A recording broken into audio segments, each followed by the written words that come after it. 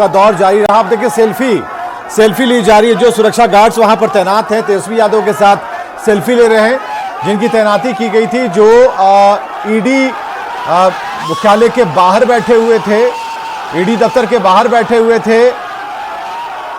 अब देखिए कितने सारे समर्थक हैं।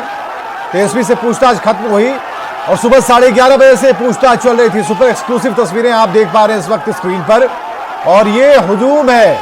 आप देखिए इतनी ज्यादा भीड़, इतने ज्यादा समर्थक, और तेजस्वी की गाड़ी तक पहुंचने में, और तेजस्वी ने देखिए हाथ हिलाकर अपने सभी समर्थकों का अभिवादन किया है और विक्ट्री साइन दिखाया है। तेजस्वी ने विक्ट्री साइन दिखाया है और लगातार पूछताछ के बाद तेजस्वी ने विक्ट्री साइन दिखाया, अपनी गाड़ी तक पहुंचे। लेकिन आप समझिए कि दिन भर ईडी की कार्रवाई होती रही और ये क्रेज है तेजस्वी यादव का। तेजस्वी यादव का क्रेज जरा देखिए कि जो सुरक्षा गार्ड तैनात थे ईडी दफ्तर के बाहर, ये देखिए ये वही रंग है। तेजस्वी हाथ जिस तरीके से हवा में घुमा रहे हैं। पिछला विधानसभा चुनाव याद कीजिएगा, जिस मंच पर जाते थे तेजस्वी यादव अपने हाथ को ऐसे ही गोल गोल घुमाते थे, और एक बार फिर तेजस्वी ने उसी तरीके से अपने समर्थकों को उस ताकत का एहसास दिलाया। हालांकि दिन भर उनके समर्थक जुटे रहे और उनकी गाड़ी अब यहां से निकलने वाली है पटना से। ये खास तस्वीरें हम आपको दिखा रहे हैं और सुपर एक्सक्लूसिव तस्वीरें। रेलवे में लैंड फॉर जॉब मामले में, पूछताछ मामले में आज तेजस्वी हाजिर हुए थे ईडी दफ्तर, तब भी बहुत ज्यादा भीड़ थी और इस वक्त भी। संजय आपसे बेहतर कोई नहीं बताएगा। जो वहां पर तस्वीरें हैं हमने देखी कि तेजस्वी यादव अपनी गाड़ी की गेट पर खड़े हुए और उन्होंने समर्थकों को विक्ट्री साइन दिखाई है।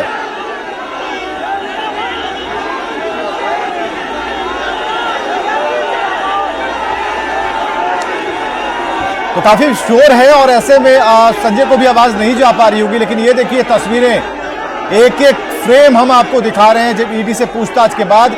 अभी भी आप देखिए कि तेजस्वी अंदर बैठे हुए हैं, लेकिन विक्ट्री साइन वो दिखा रहे हैं, जीत का चिन्ह जो है वो दिखा रहे हैं। और ये देखिए तेजस्वी की गाड़ी यहाँ ईडी दफ्तर से बाहर जाती हुई, लगातार पूछताछ हुई और बताया गया कि 60 सवाल पूछे गए हैं। और ऐसे में हर वो सवाल जो ईडी जानना चाहती थी वो ईडी ने जाना, उसका जवाब मिला है। और तेजस्वी जब इस गेट से बाहर निकले हैं तो उन्होंने विक्ट्री साइन दिखाया है। और अब जो तेजस्वी यादव का काफिला है बढ़ता हुआ रावड़ी आवाज की तरफ, और धीरे से यहां से ये गाड़ियां निकल रही हैं। और आप भीड़ देखिए कि सुबह से ही जो समर्थक है लगातार बैठे हुए थे, ईडी कार्यालय के बाहर बैठे हुए थे, इंतजार कर रहे थे कि तेजस्वी यादव बाहर निकले, उनकी एक झलक पाने को बेताब थे। और तेजस्वी यादव ने, और संजय आप क्या हमें सुन पा रहे हैं?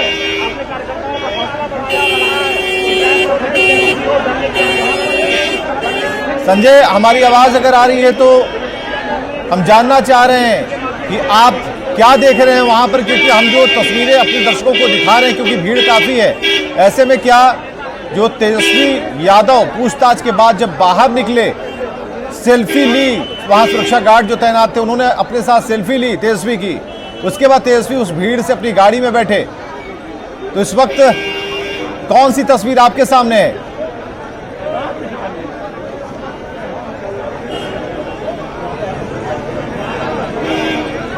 संजय तक हमारी आवाज नहीं पहुंच पा रही है। तो ये पटना से सीधी तस्वीरें हम आपको दिखा रहे हैं, लाइव तस्वीरें, और आप देख पाएंगे।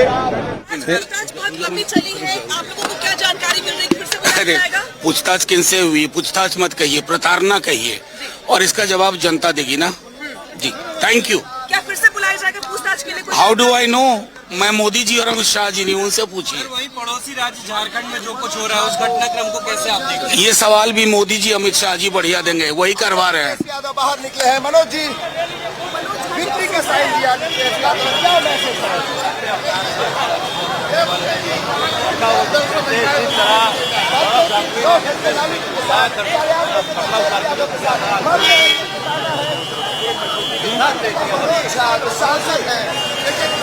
तो ये सवाल पूछे जा रहे हैं। मनोज झा ने कहा कि ये जाकर उनसे पूछिए, अगली बार क्या ईडी फिर बुलाएगी, इस सवाल के जवाब में उन्होंने। और ये तस्वीरें आप देख रहे हैं पूछताछ के बाद तेजस्वी यादव के सैकड़ों समर्थक मौजूद थे वहां पर, और देखिए उसके बाद तेजस्वी यादव उस गेट से बाहर निकले हैं और पूछताछ खत्म हुई और उसके बाद भीड़ ने उन्हें घेर लिया, उनके समर्थकों ने घेर लिया। वहां पर मीडिया चैनल से जो बात करना चाह रहे थे, हालांकि तेजस्वी ने कुछ भी नहीं कहा, लेकिन इतना जरूर है कि जब इस अपनी गाड़ी के गेट पर पहुंचे उसके बाद उन्होंने विक्ट्री साइन दिखाया है और ये तस्वीरें बेहद खास हैं सभी।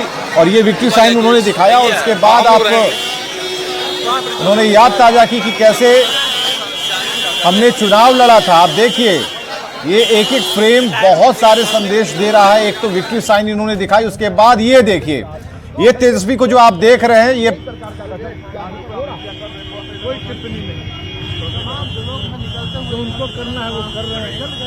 जनता को जो करना है जनता कर देगी। आलोक मेहता जी मानते हैं कि ये प्रताड़ना की बात कह रही है? पूछताछ का अपना तरीका है, वो कर रहे होंगे।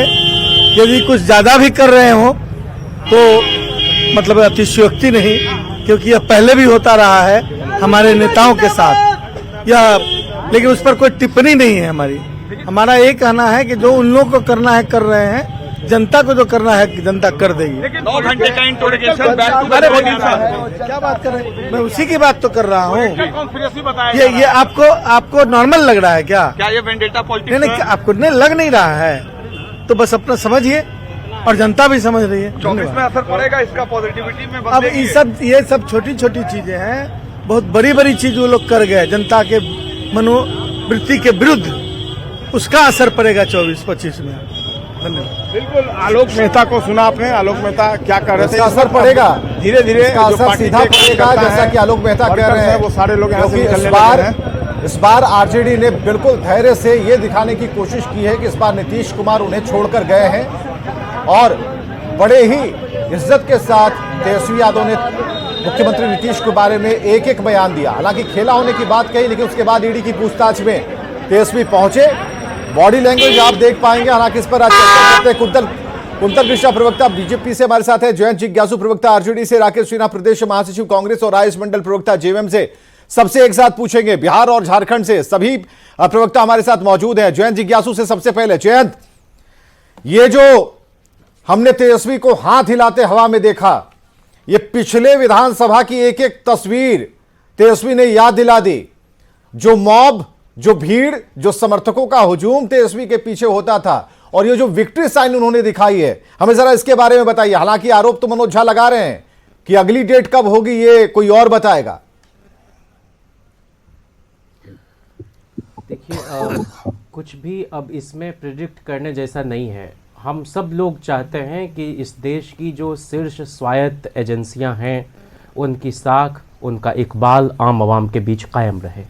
लेकिन आपको ध्यान होगा कि केंद्र सरकार की मंत्री मीनाक्षी लेखी जी ने सदन के अंदर एक विपक्षी सदस्य से ये कहा कि बैठ जाइए, नहीं तो ईडी आ जाएगा घर पर। अब ईडी अगर कोई सरकार का मंत्री भिजवाता हो तो मुझे नहीं मालूम, ईडी जाता नहीं, ईडी को ले आया जाता है। तो ये एक विचित्र बीमारी इस देश में लग गई है। हम चाहते हैं कि ये अंधेरा छटे। तेजस्वी जी को कौन नहीं जानता है कि उनका व्यक्तित्व क्या है, और जिस समय का ये आरोप है उस समय उनकी उम्र क्या थी। लेकिन ये सब कुछ इस देश की जनता देख रही है। वो जो फिरता है मसीहा बने गलियों गलियों, शहर का शहर ही बीमार किया है उसने। अब वो यूसुफ की जुलेखा सभी बिकते हैं यहां, जा बजा मिस्र का बाजार किया है उसने।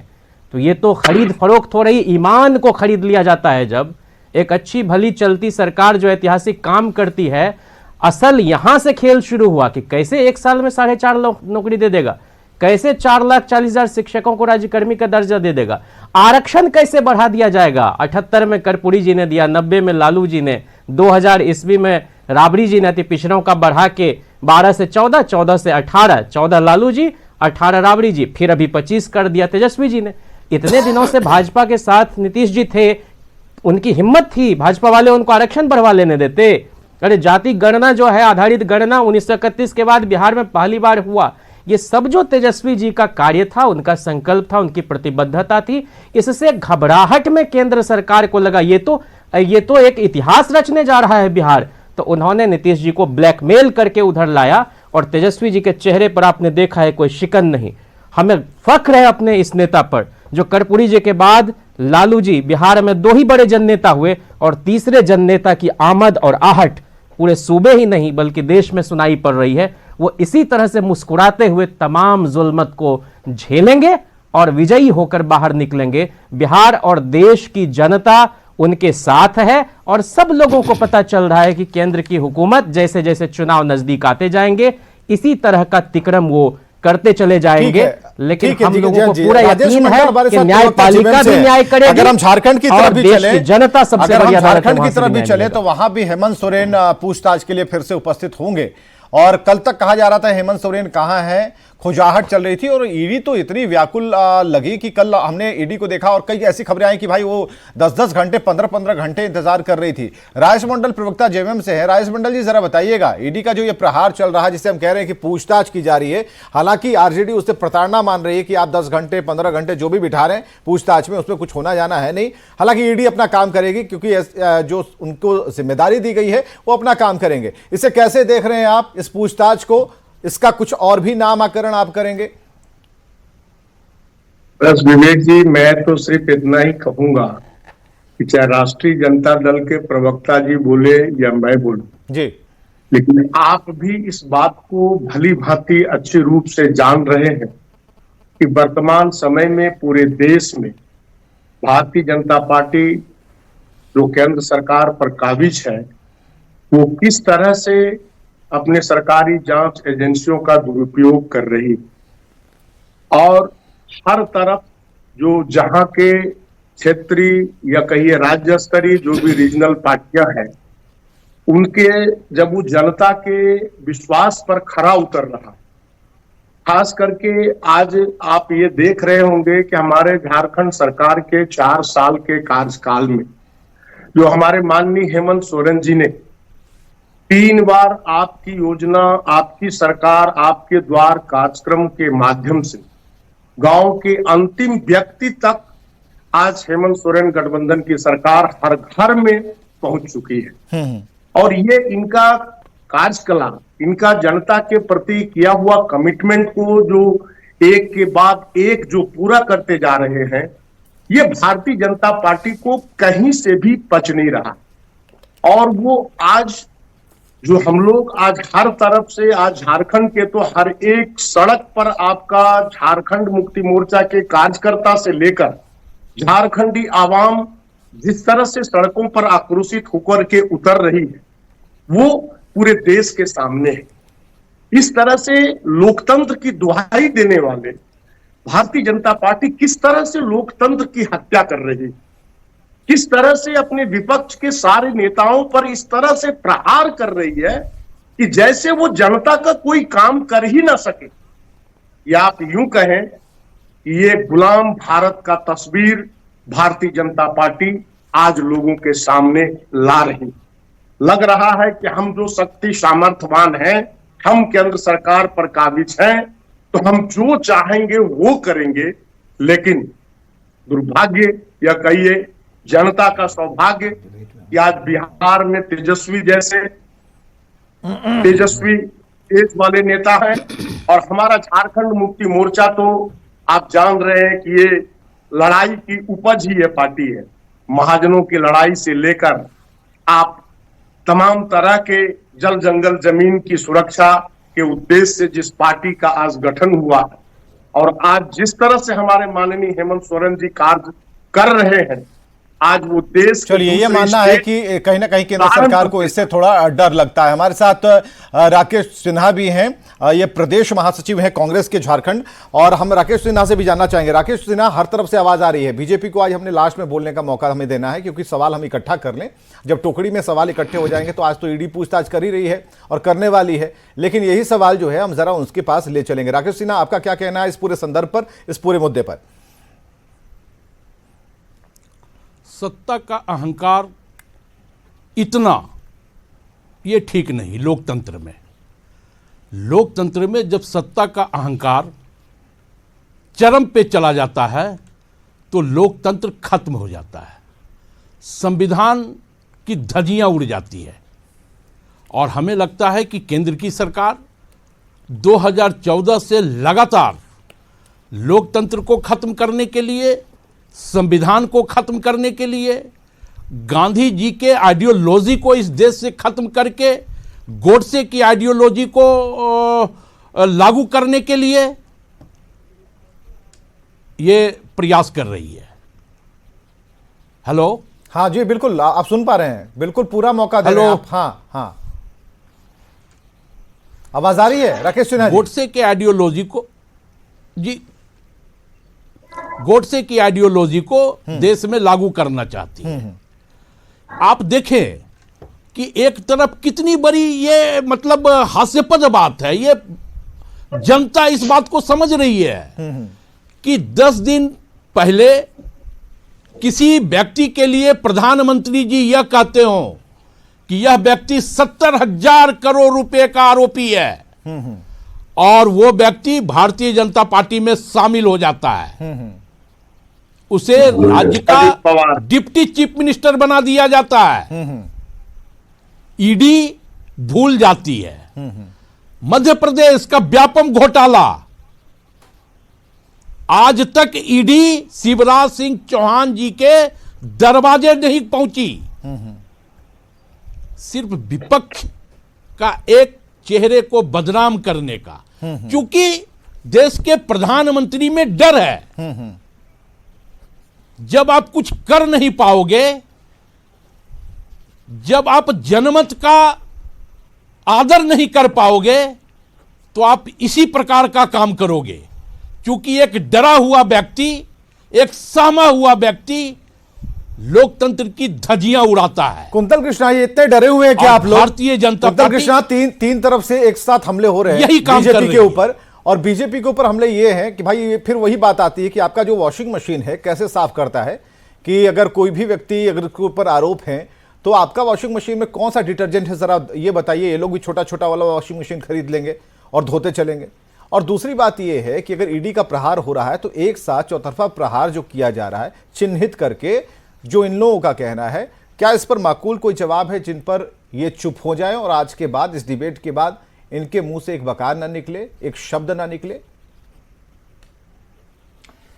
विवेक जी, भ्रष्टाचार के ऊपर जब हम वार करते हैं, जब हम पूछताछ करते हैं, जब इन परिवारवादी भ्रष्टाचारियों से पूछताछ होती है, तो इन्हें याद आने लगते हैं कर्पूरी ठाकुर जी, इन्हें याद आने लगते हैं गांधी जी, जिस वक्त ये भ्रष्टाचार करते रहते हैं। और कर्पूरी ठाकुर जी का नाम लेकर के ये पीढ़ी दर पीढ़ी भ्रष्टाचार करते रहते हैं। लालू प्रसाद यादव बिहार के मुख्यमंत्री थे, किसी कारणवश उन्हें अपना पद छोड़ना था। पूरे कायनात में उन्हें सबसे ज्यादा काबिल कौन नजर आया? उनकी अपनी धर्मपत्नी, उनकी अपनी धर्मपत्नी। और वही लालू प्रसाद यादव बाद में भ्रष्टाचार के आरोप उनके ऊपर सिद्ध हुए, वो होटवार जेल गए और वो एक सिद्ध भ्रष्टाचारी साबित हुए। भाई, छोटे छोटे से सवाल हैं। अगर कोई भी जांच एजेंसी आपसे पूछ रही है कि हुजूर आप नाबालिग थे, आपके पास इतने पैसे आ गए, 1 साल में आप करोड़पति हो गए, कृपया बता दें आप क्या करते थे? साहब, करोड़ों की जायदाद किसी ने आपको लाखों रुपए में दे दी। करोड़ों की जायदाद आपको किसी ने लाखों रुपए में दे दी। अरे मेरे झारखंड मुक्ति मोर्चा के मित्र, मैं आपकी बात ध्यान से सुन रहा था, आप भी मेरी बात ध्यान से सुनिए। आपके पास जवाब देने के लिए बहुत समय है, आप कृपया ध्यान से सुने। जी जी जी, ये जो सवाल है, सवाल पूछे जा रहे हैं, आप इसके जवाब दे दें। भाई, भ्रष्टाचार भाई कुंतल कृष्णा, इनका सवाल जेएमएम हो या कांग्रेस हो या आरजेडी है, इनका सवाल ये है, कुछ नामित, कुछ चिन्हित और कुछ ऐसे लोगों का नाम ये बराबर लेते हैं, ये आसाम चले जाते हैं, वहां से कैंडिडेट को लाते हैं, वहां से भी कहते हैं कि आपके यहाँ ऐसी कौन सी वॉशिंग मशीन है। तो इसका जवाब क्या है? ठीक है, आप उन पर कोई ईडी या फिर कोई जांच एजेंसियां क्यों नहीं कोई काम करती हैं? और जिन घोटालों का जिक्र आज अगर कांग्रेस के राकेश सिन्हा कह रहे हैं, तो इसका जवाब तो आपको देना चाहिए ना। विवेक जी, सारे जवाब दूंगा, सारे जवाब दूंगा, परंतु एक बात बताएं, जब इनसे सवाल किए जाते हैं और वो भी गंभीर भ्रष्टाचार के, तब इनको याद आने लगते हैं गांधी जी, तब इनको याद आने लगते हैं कर्पूरी ठाकुर जी। राजद और झारखंड मुक्ति मोर्चा जैसी परिवारवादी पार्टियां जब कर्पूरी ठाकुर जी का नाम लेती हैं तो कर्पूरी ठाकुर नहीं, आप जी भी अगर कर्पूरी इस के वक्त इर्द गिर्द जिंदा क्यों होते, हैं? तो हाथ सुनिए, जोड़ सुनिए, लेते। कर्पूरी ठाकुर हाथ के जोड़- चैप्टर को मैं यहाँ नहीं पर जोड़ रहा हूं, नहीं, मैं नहीं जोड़ रहा हूं। जवाब मैं नहीं जोड़ रहा हूं। सुनिए, अगर विपक्ष सवाल राजद जब अपने आप को जवाब नहीं, राजद अगर जब अपने विपक्ष आप को सवाल खड़े कर समाजवादी रहा है कहती तो है, आप उसका जवाब दीजिए, उनको चुप कर दीजिए। परिवारवाद का आरोप लगाते आप परिवारवाद आपके इस भारतीय जनता सरकार पार्टी की में नहीं गारंटी है विवेक जी, इस सरकार की गारंटी है। भ्रष्टाचार करोगे तो जेल के पीछे जाओगे, इस सरकार की गारंटी है। और आपसे तो हमने तो कुछ कहा नहीं। राकेश सिन्हा, एक मिनट रुकिए रुकिए रुकिए, हमारे पास वक्त कम है, लेकिन राकेश सिन्हा को बोलने दीजिए। एक मिनट रुकिए, राकेश सिन्हा सवाल पूछ सकते हैं। देखिए राकेश सिन्हा फिर से आपको रिपीट करेंगे, कुंदन कृष्णा जी को रखिएगा। हाँ राकेश सिन्हा। राजनाथ सिंह का बेटा विधायक है, अनुराग ठाकुर, जय शाह, ये अमित शाह के बेटे हैं ना, राजनाथ सिंह के बेटे विधायक है ना, अनुराग ठाकुर के फादर पूर्व में भारतीय जनता पार्टी के नेता रहे हैं ना। ये परिवारवाद नहीं है। प्रमोद महाजन की बेटी परिवारवाद नहीं है।